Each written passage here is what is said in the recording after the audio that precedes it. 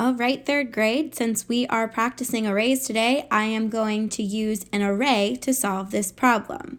We know Paige is walking her dog 15 times in 5 days. We want to know how many times Paige walked her dog each day. So if we know she's walking 5 days, I'm going to make the rows in my array represent those 5 days. And I'm simply going to partition the 15 times she is walking her dog within this array.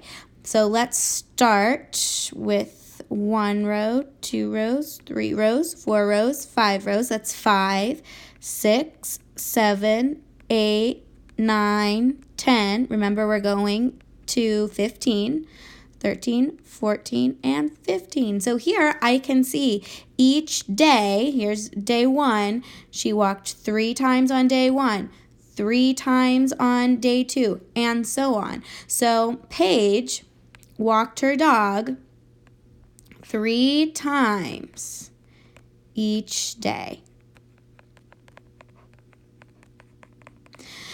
Remember, there's lots of other ways that you could have solved this problem, but we're practicing arrays today. If you wanted to make equal groups, that would have been great. If you wanted to think of this as a division equation, 15 divided by 5 equals 3, that's wonderful too. But today, our focus is on the array.